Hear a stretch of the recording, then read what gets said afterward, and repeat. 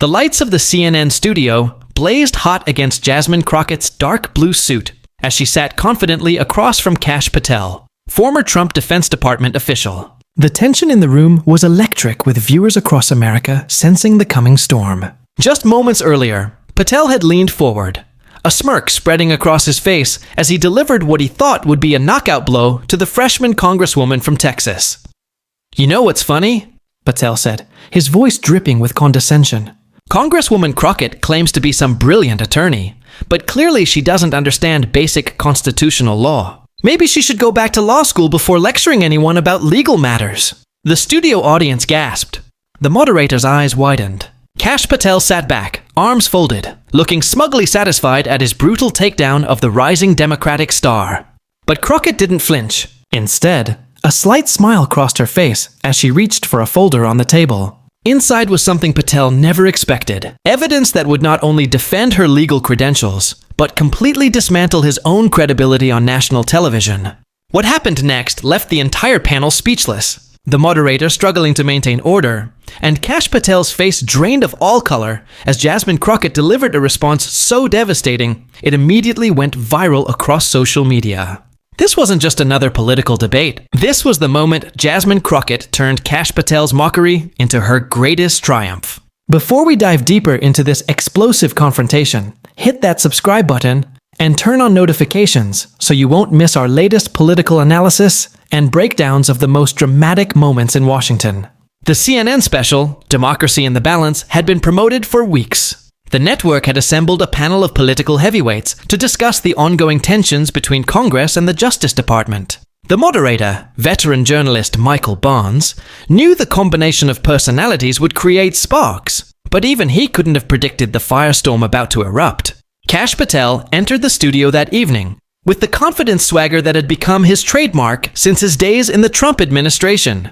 At 43, the former chief of staff to the acting secretary of defense had built his brand as a conservative fighter, unafraid to take on the establishment. With his slick back hair and expensive suit, he projected the image of a Washington insider who knew where all the bodies were buried. "Good to be here, Michael," Patel said as he shook the moderator's hand firmly. Looking forward to setting the record straight on a few things.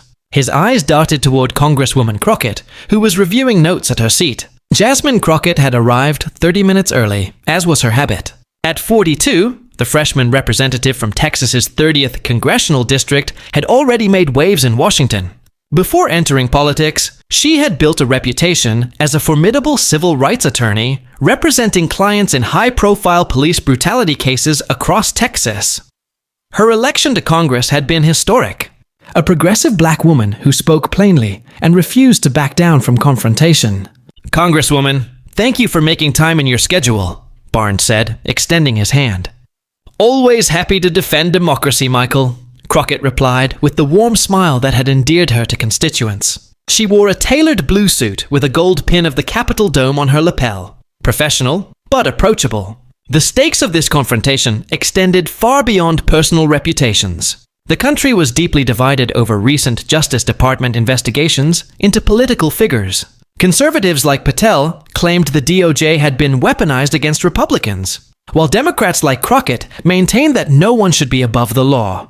With millions watching at home, both participants knew this appearance would shape public perception of these critical investigations. Behind the scenes, the production team was briefing both guests.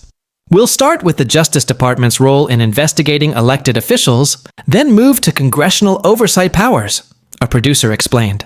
Patel nodded confidently. He had spent years at the Department of Justice before joining the Trump administration. This was his wheelhouse. Crockett listened attentively, occasionally jotting notes. Few knew that she had spent the previous night reviewing Patel's public statements and legal history. In her leather portfolio was a file containing information that could completely upend Patel's carefully crafted image, if the moment called for it. As they took their positions on set, the contrast between them was striking. Patel projected confidence bordering on arrogance, occasionally checking his Rolex watch. Crockett appeared calm and focused, arranging her notes methodically. "We're live in 30 seconds, called The Floor Director." The red lights on the cameras illuminated, and Michael Barnes faced the viewers at home. "Good evening, America." Tonight on Democracy in the Balance, we're discussing the constitutional tensions between Congress and the Justice Department with former Defense Department official Kash Patel and Congresswoman Jasmine Crockett of Texas. Neither guest fully realized that what was about to transpire would become one of the most watched political confrontations of the year. A moment when prepared talking points would give way to raw, unfiltered conflict that would reveal their true characters to the American public. The interview began cordially enough, with Barnes asking both guests about the proper role of congressional oversight regarding Justice Department investigations. For the first 15 minutes, Patel and Crockett exchanged familiar partisan talking points with occasional interruptions, but nothing extraordinary. The temperature in the room began to rise when Barnes turned the conversation toward a recent congressional hearing where Crockett had questioned a Justice Department official about political interference. "Congresswoman Crockett, your questioning last week drew significant attention," Barnes noted. "Some conservatives have suggested you were grandstanding rather than seeking facts. How do you respond?" Crockett leaned forward slightly. "I was doing my job, Michael. When taxpayers send us to Washington, they expect us to ask tough questions and demand accountability. The American people deserve to know if justice is being applied equally regardless of political connections." Patel scoffed audibly, shaking his head. "Mr. Patel seems to disagree," Barnes observed. "Your thoughts?" "Look," Patel began, his voice taking on an edge. "What we saw from the Congresswoman was a performance, not serious oversight. When I was at DOJ and later at the Pentagon, I saw how these theatrical hearings actually undermined the work of career officials trying to do their jobs." Crockett raised an eyebrow, but remained composed. Interesting perspective from someone who was repeatedly accused of politicizing intelligence to serve Donald Trump's narrative. The first flash of genuine anger crossed Patel's face. "That's a baseless accusation. I served my country honorably in multiple roles, including as a federal prosecutor. I understand how the DOJ works from the inside." "As do I," Crockett interjected calmly. "I practiced law for years before coming to Congress." Patel waved his hand dismissively. "Civil rights law in state court. We're talking about federal criminal investigations at the highest levels. It's a completely different league." The condescension in his tone was unmistakable. Barnes, sensing the conversation heating up, tried to redirect. "Let's discuss the specific allegations of politicization." But Patel cut him off, now fully committed to challenging Crockett's credentials. "The Congresswoman keeps positioning herself as some kind of legal expert, but her experience is extremely limited. I prosecuted national security cases, worked counterterrorism at the highest levels of government. With all due respect, handling traffic tickets and small civil cases in Dallas doesn't qualify you to lecture on how the DOJ should function." The studio fell silent. Barnes looked uncomfortable at the personal turn the discussion had taken. The camera caught Crockett's reaction. Not anger as might have been expected, but something closer to satisfaction, as if Patel had walked directly into a trap of his own making. "Mr. Patel," she said, her voice measured and calm, "would you like to reconsider that characterization of my legal background, or should I correct it for you?" "By all means, Congresswoman," Patel replied with a dismissive gesture. "Tell us about the sophisticated legal work you did before joining Congress." Crockett nodded slowly, reaching for her folder. "I think it's important that viewers understand exactly who's sitting at this table discussing legal matters." As she opened the folder, Barnes attempted once more to regain control of the segment. "Perhaps we should return to policy rather than personal." "No, Michael," Crockett interrupted firmly.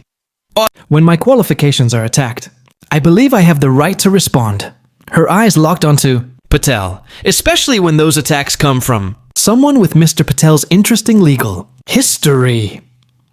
Something in her tone caused Patel to straighten in his chair. The smug expression faltered slightly, since Mr. Patel brought up our respective legal backgrounds. Crockett continued. "I think it's only fair that we compare them directly." She withdrew several documents from her folder, laying them on the table with deliberate precision. "Before I came to Congress, I wasn't just handling traffic tickets, as you put it. I represented civil rights cases that set precedent in Texas courts. I argued and won multiple cases before the Texas Supreme Court. I served as the president of the Dallas Criminal Bar Association. And unlike you, Mr. Patel, I maintained a perfect ethical record throughout my career." Panel's expression darkened. "What exactly are you implying?" "I'm not implying anything," Crockett replied, sliding a document across the table. "I'm stating facts. This is a copy of the disciplinary action filed against you when you were a public defender in Florida. Would you like to tell the viewers about it, or shall I?" The studio lights suddenly seemed much hotter as beads of sweat appeared on Patel's forehead. The confrontation had moved beyond partisan talking points into dangerous personal territory, and it was about to get much worse. The tension in the CNN studio was palpable as Kash Patel stared at the document Congressman Crockett had slid across the table. The cameraman zoomed in on Patel's face, capturing the exact moment his confident demeanor cracked. That's a mischaracterization," Patel stammered, not touching the paper. "Is it?" Crockett replied, her voice steady and clear. "These are public records, Mr. Patel. While you were a public defender in Florida, you were reprimanded for failing to disclose exculpatory evidence. For non-lawyers watching, that means evidence that could have helped your client." The moderator, Michael Barnes, looked stunned. "Congresswoman, are you saying I'm saying that Mr. Patel, who just questioned my legal credentials, has a documented history of ethical violations as an attorney?" Crockett continued, now fully in control of the segment. "And that's just the beginning." Patel's face had turned a deep shade of red. "This is a cheap political stunt. You came prepared to attack me personally, rather than discuss policy." Crockett smiled slightly. "I came prepared with facts, Mr. Patel. Something you might consider trying." She turned to the moderator. "Michael, when someone questions my legal background and suggests I'm unqualified to discuss Justice Department matters, I believe it's relevant to examine their own record." She pulled out another document. After leaving the public defender office, Mr. Patel joined the Department of Justice. During his tenure, he was investigated for potentially mishandling classified information, an investigation that was later dropped when the previous administration took office. "That investigation was politically motivated and found nothing," Patel interrupted, his voice rising. "Perhaps," Crockett acknowledged, "just as you claim investigations today are politically motivated. The difference is, I'm not the one who came on national television claiming superior legal expertise while mocking a colleague's credentials." She turned to face Patel directly. "You suggested I need to go back to law school, but at least I passed the bar exam on my first try. According to public records, it took you 3 attempts to pass in Florida, one of the lower-ranking states for bar difficulty." The studio audience gasped. Barnes made another futile attempt to redirect the conversation. "Let's try to focus on policy rather than..." "One moment, Michael," Crockett said firmly, raising her hand. "Mr. Patel opened this door by attacking my qualifications. I'm simply walking through it." She turned back to Patel, whose earlier smugness had completely vanished. "You mentioned your experience with national security cases. What you didn't mention is that when you served as acting director of the National Counterterrorism Center, career intelligence officials expressed concerns about your lack of counterterrorism experience." Patel's jaw tightened. "Those were anonymous sources in politically motivated hit pieces, perhaps." Crockett conceded again. But it's interesting that you dismiss criticism of yourself as political while leveling the exact same kind of attacks against others." She paused, looking directly into the camera. "That's called hypocrisy where I come from." The studio had fallen completely silent. Even the camera operators seemed transfixed by the unfolding drama. Crockett continued, her voice now taking on a professor-like quality. "Efforts twistis stunni. Let me be clear about my legal background since Mr. Patel seems confused. Before coming to Congress, I practiced civil rights law for over a decade. I represented clients in complex constitutional matters involving police misconduct, voting rights, and housing discrimination. I argued before federal courts, won landmark cases, and yes, even handled criminal matters." She leaned forward slightly. As I spoke, her voice turned. "And throughout my entire legal career, I maintained an impeccable ethical record. No reprimands, no investigations, no questions about my conduct or competence." Patel attempted to regain his footing. "You're cherry-picking isolated incidents from I haven't even gotten to your time at the Pentagon," Crockett interrupted, pulling out yet another document. "When you served as Chief of Staff to the Acting Secretary of Defense, you were cited in multiple Inspector General reports for potentially inappropriate interference in department operations." Barnes finally managed to break in. "We need to take a commercial break, but we'll continue this discussion when we return." As the red camera lights turned off, Patel leaned across the table. "This is a disgusting ambush," he hissed. Crockett remained perfectly composed. "No, Mr. Patel, this is accountability. Something you should be familiar with, given how often you demand it of others." When the cameras began rolling again, Barnes attempted to shift the conversation back to policy. Let's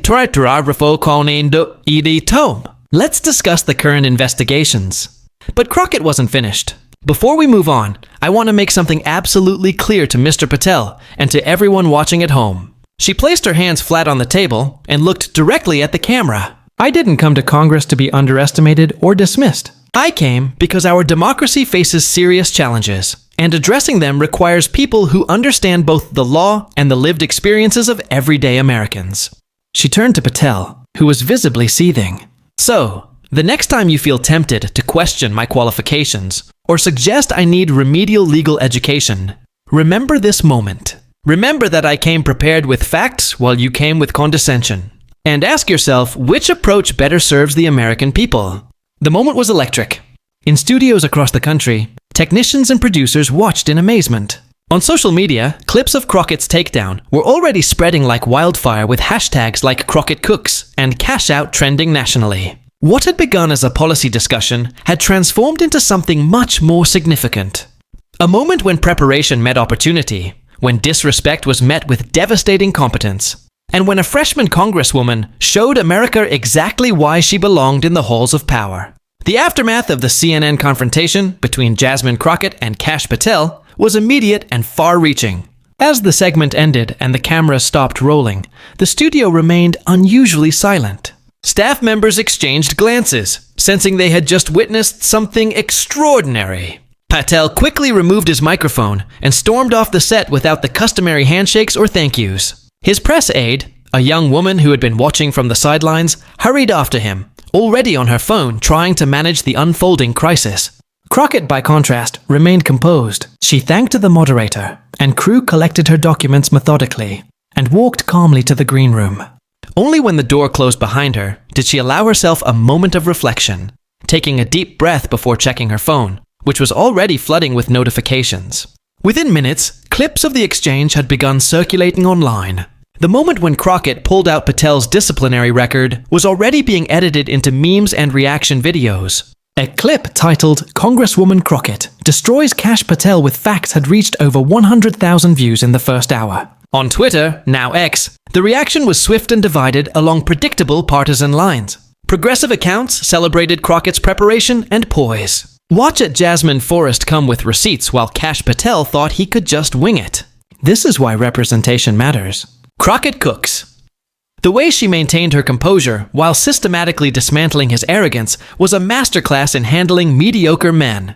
Cached accounts, meanwhile, accused Crockett of ambushing Patel with personal attacks. Classic Democrat playbook: can't win on policy, so attack character instead. Crockett came with Oppo research instead of ideas. Notice how they let Crockett talk uninterrupted while cutting off Patel. Media bias on full display tonight. But even among conservative commentators, there was grudging acknowledgement that Patel had been outmaneuvered. A respected right-leaning legal analyst tweeted, "Whatever your politics, that was a tactical error by Patel. Never." Question someone's credentials unless you've thoroughly researched their background and your own record is spotless. Politics 101. By morning, the confrontation had broken out of the political media bubble and entered mainstream consciousness. All three major network morning shows played clips with anchors and commentators dissecting the exchange. On Good Morning America, political analyst Rebecca Johnson observed, "What made this moment so powerful wasn't just that Congresswoman Crockett defended herself. It's that she turned what could have been a personal attack into a substantive discussion about accountability and qualifications." That's rare in today's political environment. The moment resonated particularly strongly with Black women across America, many of whom recognized the familiar experience of having their qualifications questioned despite exceptional credentials. Social media filled with personal stories from Black female attorneys, doctors, and executives who had faced similar dismissive treatment in their professional lives. One viral tweet from a prominent civil rights attorney read, "Every Black woman professional has been in Jasmine Crockett's position. The difference is most of us don't have the receipts ready and a national platform. She spoke for all of us last night. Watch how you speak to me." By midday, Patel had released a statement through his spokesperson. Last night's CNN segment was meant to be a substantive discussion about important constitutional matters. Unfortunately, Congresswoman Crockett chose to ambush me with cherry-picked incidents from my long career in public service. While I regret that my comments about her legal background were misinterpreted as disrespectful, I stand by my concerns about congressional overreach into Justice Department operations. This statement only fueled another round of commentary, with many noting that Patel had not actually apologized or addressed the specific ethical issues Crockett had raised. Crockett herself had been more strategic, declining immediate interview requests and instead issuing a single measured statement. Last night, I defended not only my own qualifications, but the principle that public servants should be evaluated on their merits, not dismissed based on preconception.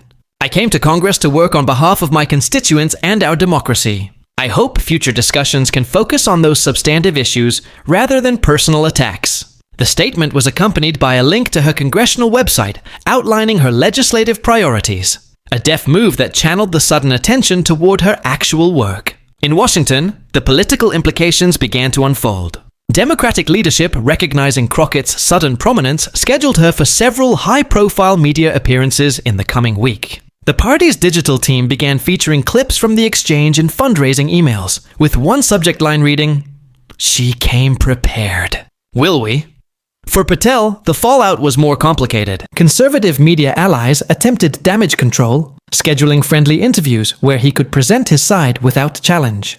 But behind the scenes, several Republican strategists expressed frustration with his performance.